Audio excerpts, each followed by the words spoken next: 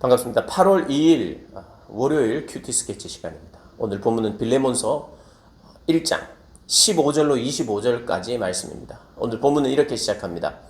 아마 그가 잠시 떠나게 된 것은 너로 하여금 그를 영원히 두게 함이리니 이후로는 종과 같이 대하지 아니하고 종 이상으로 곧 사랑받는 형제로 둘자라.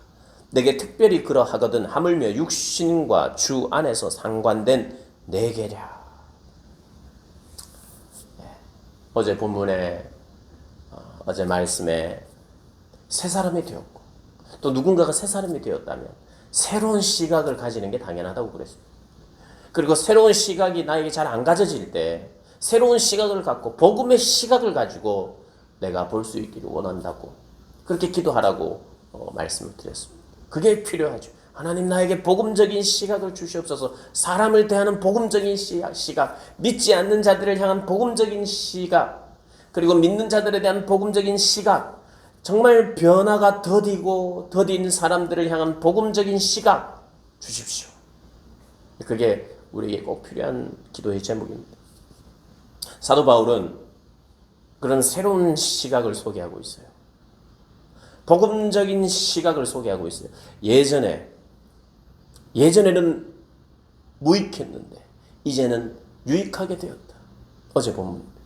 그리고 이렇게 이야기합니다. 15절에 잠시 떠나게 됐다. 안 좋은 일로 떠났죠. 사실 오네시모 종이 도망 나온 거잖아요. 그런데 잠시 떠나게 된 것은 너로 하여금 그를 영원히 두게 하라. 잠시 떠나게 된 것은 완전 절교로 끝나버리는 인생이 아니라 복음적인 시각으로 보지 않으면 배신하고 완전히 이제는 단절입니다. 복음적이지 않은 시각은 그래요. 완전히 단절될 수밖에 없어요. 그런데 복음적인 시각이 생기자 이것을 잠시 떠났다 그래요.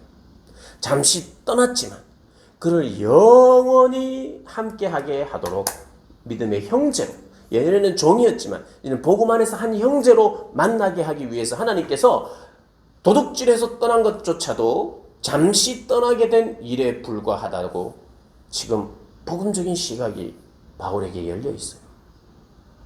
그래서 이것을 확정하기보다는 하나님이 잠시 떠나게 된 것은 우리를 영원히 함께 형제로 묻기 위함 아닐까? 이렇게 이야기를 하는 거예요. 이게 하나님께서 그렇게 하신 거니까 운명적으로 그렇게 해서 다시 형제로 받아들이라고 하는 거니까 넌 무조건 해. 이게 아니라 그것을 제공하는 거예요. 그에게 열린 복음적 시각을 지금 제공하고 있는 거예요. 그래서 이후로는 종과 같이 대하지 아니하고 형제로 대하니. 17절에 이렇게 이야기합니다. 그러므로 네가 나를 동력자로 알진대 그를 영접하기를 내게 하듯 해달라.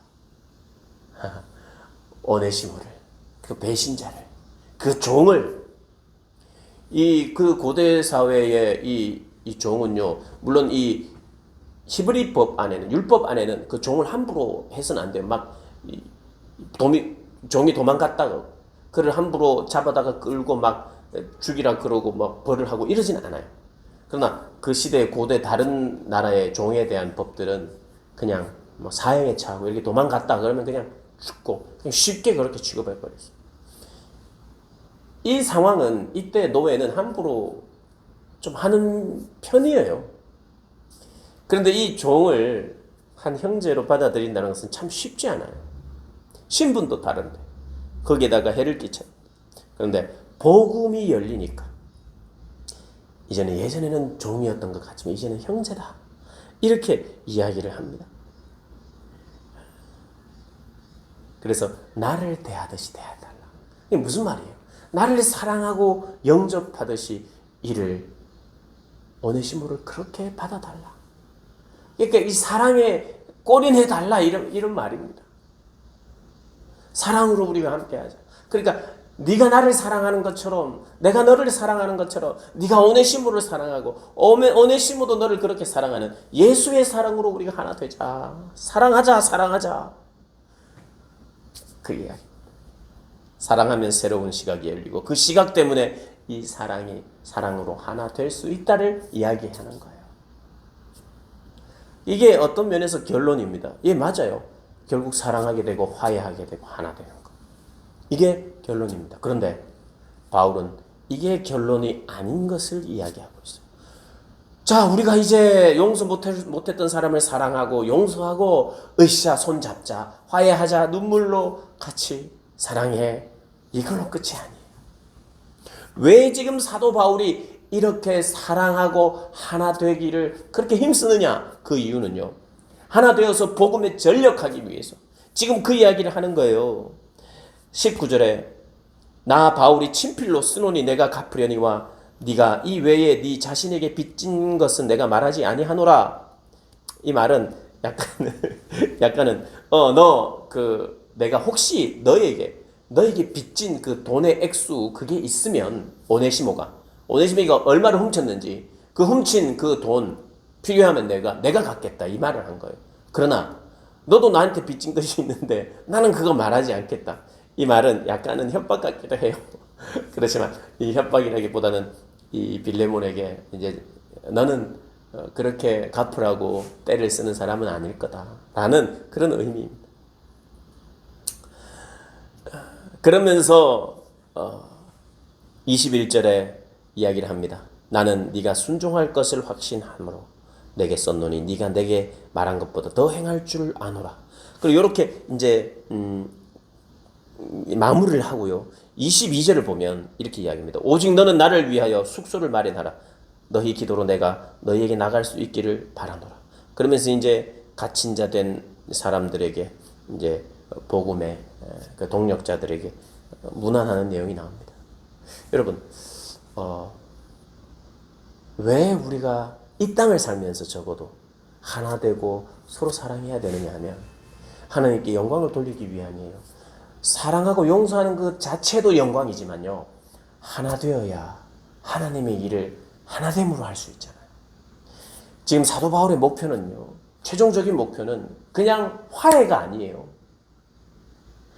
진정한 화해를 통해서 하나님의 일을 더 전력하기 위한 그런 의도입니다. 여러분, 그래서 우리가 사랑의 결과가 무엇이냐? 사랑의 결과, 용서의 결과는요, 하나님을 향한 하나 되어 충성하기 위해서 그렇게 하는 것입니다.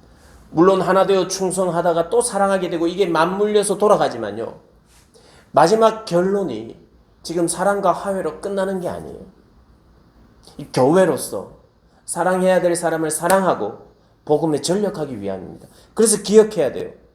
우리가 남은 날 화해하면서 살아야 돼요. 우리의 인생의 남은 날을 화해하고 사랑하고 용서하는 데 사용해야 됩니다. 그러나 화해하고 내가 용서하지 못할 사람을 용서한 게 내 인생의 목표가 이루어진 게 아니에요. 큰 짐이 사실 용서할 수 없는 사람을 용서한 것은 큰 짐이 내려진 거예요. 큰 짐이요. 그러나 거기서 멈추시면 안 돼요. 사도 바울이 왜 지금 오네시모와 빌레몬을 지금 화해시키려고 중재합니까? 오네시모를 얻고 빌레몬도 얻어서, 그리고 우리 모두가 하나 되어서 복음과 주를 위하여 더 헌신하기 위하여, 그래서 지금 화해를 요청하는 것입니다. 사랑을 실천하기를 요청하는 것입니다. 사랑을 실천하고 화해할 것 자체가 목표이고 목적입니다만은, 그래서 우리가 이제 또 모여서 화해하고 사랑하고 좋다, 또 모여서 사랑하고 화해하고 좋다, 이게 아니라 이 사랑을, 이 화해의 복음을, 이 용서할 수 없는 사람까지 용서한 이 복음을 다른 이들에게 전하고 또 내가 다른 이들에게 실천하기 위하여 지금 사도 바울이 빌레몬에게 글을 썼다, 이 말입니다. 그리고 이 글이 지금 우리에게 읽혀지고 있는 이유는 바로 사랑하고 사랑하여 하나됨으로 복음에 전력하라, 핍박을 감수하고 그렇게 살 것을 말하는 것입니다. 그래서 우리가 그리스도 안에 있을 때만 이 일이 가능해요. 그리스도 밖에서는 이 일이 불가능합니다. 그리스도 밖에서는 이 일을 시도하라고 말하지도 않아요. 그러나 그리스도 안에서만 이게 가능한 일이에요. 그리고 그리스도 안에 있을 때 우리가 기쁘고 즐거워요.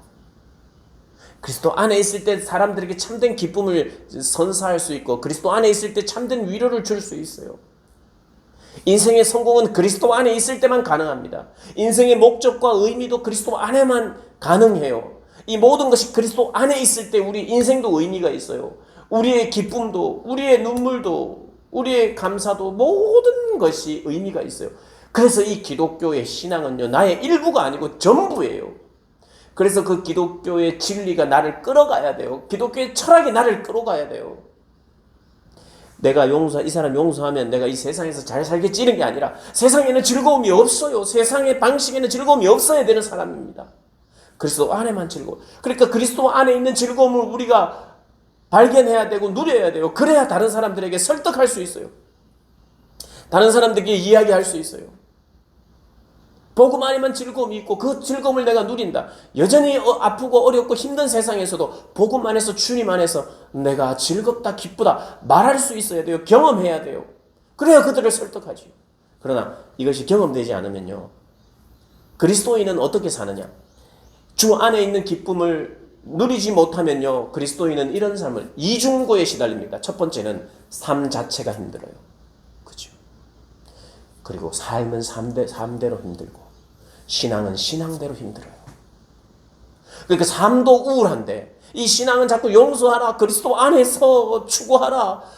그리스도 안에 복이 있다. 그러니까 용서해야 될 것도 많고 헌신해야 될 것도 많고 이중고에 시달려요. 삶 자체가 이 세상을 살아가는 삶 자체가 힘들고 신앙을 생각하니까 더 힘들고 그래서 왔다 갔다 하면서 정말 너무 힘든 삶을 살아가는 게 어쩌면 신앙인일 수 있어요. 그리스도 안에 내 모든 것을 다 올인하지 않으면 반드시 이중고에서 헤어나지 못할 겁니다. 그래서 전적으로 주님 앞에 들어오셔서 전적으로 주님 안에서 주님 안에 즐거움이 이런 거구나. 세상에서 가지는 즐거움과는 정말 다르구나. 기쁨이 이런 거구나. 이런 것을 내가 경험해야 되죠. 그래서 경험하게 해달라고 기도하셔야 되고 그 경험을 위해서 때로는 버릴 건 버려야 되고 결단해야 되고 그래서 내가 진짜 누리면요. 사람들이 그렇게 보는 거예요. 저 사람 지금 즐거운 척하네. 그리스도 안에서 교회 다니면서 신앙생활 하면서 즐거운 척하네. 이런 게 아니에요. 그냥 인정해버려요. 저 사람 미쳤다. 이렇게 인정하는 거예요. 저게 뭐가 즐거워서 저렇게 진짜 즐거워하네? 그러니까 즐거워하는 건 진짜인 거예요. 비그리스도인들이든 이들이든 보는 시각이 저 사람이 즐거운 건 사실이야. 그러니까 저게 뭐 즐거워? 내 찬양하고 기도하고 예배하고 모이고 자기 거 더 나누고 착하게 살고 이게 뭐 즐거워? 근데 저 사람 즐거워하는 거 보니까 저거 미친 거야. 예수에 미친 거야. 좀 이상해졌어. 그러나 그들의 그 고백 속에는요.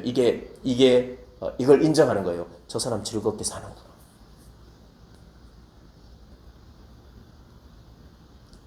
그리고 한 부류는 어떻게 저런 즐거움이 있을까? 존경하고 절대 진리를 따르며 사는 삶이 그렇게 즐거운 것일까 하여 복음을 궁금해하는 사람. 근데 진짜 주님을 누리는 사람은 반드시 그런 평가를 받게 돼 있어요. 너 진짜 즐겁구나. 좀 미친 것 같지만 즐겁긴 즐거운가 보다. 혹은 너의 즐거움은 과연 어디서 나오는 거니? 보고 싶어, 알고 싶어, 배우고 싶어. 이 두 부류의 사람. 그 두 부류의 사람이 이 복음을 모르는 자들에게 나타나는 반응이에요. 그런데 삶은 삶대로 막 힘들어하고 이런 사람은 없겠지만 밖에 나가서 친구들 만나면서 삶도 힘든데 교회도 힘들어. 우리 교회 힘들어. 신앙생활 힘들어. 물론 그런 사람은 없겠죠. 이중고에 시달리는 그런 그리스도인들이 아니라 그리스도 때문에 진짜 즐겁고 기뻐서 다른 사람들로 하여금 너 진짜 행복한 건 맞구나. 너 즐거운 건 맞구나. 이렇게 인정받는 여러분들 되시기를 주님의 이름으로 축복합니다.